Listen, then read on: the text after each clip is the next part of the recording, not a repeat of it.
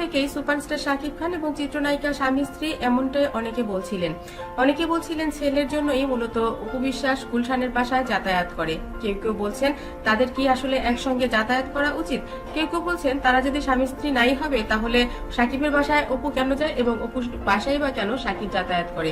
এই কথাগুলোর মুখে ঝামা ঘষে দিতেই মূলত শাকিব খানের মা এই মুহূর্তে যেই কাজটি করলেন সেটা আসলেই একটা ভালো কাজ করেছেন। সবাই বলছেন শাকিব খান এবং অপু বিশ্বাস তারা হয়তোবা আগে বিয়ে করে নিয়েছে, আবার অনেকেই বলছেন তাদের মধ্যে আসলে বড় বলে গেছে। কেউ কেউ বলছেন জয়ের কারণে হলেও তারা তো একই ছাদের নিচেই থাকছেন, এটা কি ঠিক হচ্ছে? সবকিছুকে একটা পরিণতির দিকে নিয়ে যাওয়ার জন্যই মূলত শাকিব খানের মা আজ এই ব্যবস্থাটি করলেন।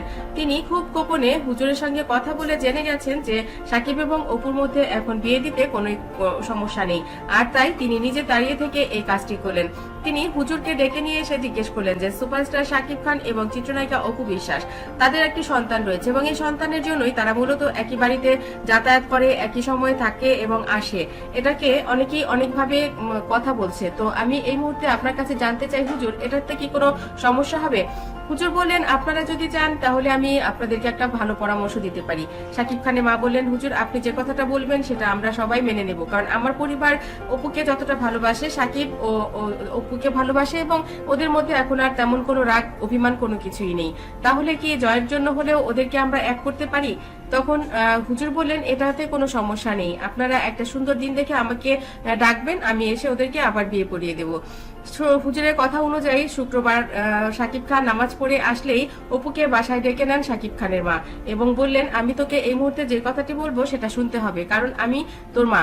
শাকিব খানের মুখের দিকে তাকিয়ে অপু বললেন মা আমি কি তোমাকে তোমার কোনো কথা কখনো অমান্য করেছি? আমার কোনো সমস্যা নেই, তুমি যা বলবে আমি তাই শুনবো। শাকিব খান কে জিজ্ঞেস করলো আমি তোর মা, আমি এবার অসুস্থ মানুষ, কিছুদিনের মধ্যে হয়তো আমি মরেও যাব, কিন্তু আমি আমার নাতিকে এইভাবে রাস্তায় রেখে যেতে পারি না, জয়ের একটা ভবিষ্যৎ রয়েছে, আর তোরা দুজনের দিকে তাকিয়ে হলেও আমার কথাটা রাখ। শাকিব বললেন মা আমি কি বুঝতে পারছি না, তুমি আসলে কি বলতে চাইছো? শাকিবের মা বললেন তোর কোনো কিছু বুঝতে হবে না, হুজুর যা বলে এবার তুই সেটা মন দিয়ে শোন। তুই এখন নামাজ পড়ে এসেছিস, তোর মনটা এখন শান্ত আছে।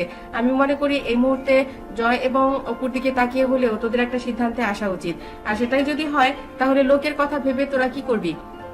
অনেক তো কাজ করেছিস, কাজ এখন আরো সামনে অনেক করা যাবে, কিন্তু আমি মনে করি জয় এবং অপুর দিকে তাকিয়ে তোদের এবার একটা সিদ্ধান্ত মেনে নেওয়া উচিত। হুজুর বললেন হ্যাঁ কোনো সমস্যা নেই, আমি তোমাদেরকে দুহাত এক করে দিচ্ছি। সুপারস্টার শাকিব খান এবার চুপ করে গেলেন এবং অপুর দিকে তাকিয়ে বললেন তোমার কি মত? অপু বললেন মা যা বলবেন আমি সেটাই মাথা পেতে নেব, আমার কোনো সমস্যা নেই। শাকিব বললেন আলহামদুলিল্লাহ।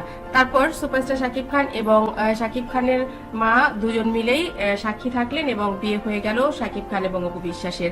বন্ধুরা ব্যাপারটি আপনাদের কাছে কেমন লেগেছে কমেন্ট করতে ভুলবেন না। আমার চ্যানেলটি যারা ইতিপূর্বে সাবস্ক্রাইব করেছেন তাদেরকে অনেক ধন্যবাদ, যারা এখনো করেননি সব খবর সবার আগে পেতে সাবস্ক্রাইব করে বেল আইকনে ক্লিক করলে আপনাদের কাছে পৌঁছে যাবে বিনোদন জগতের সব খবর সবার আগে।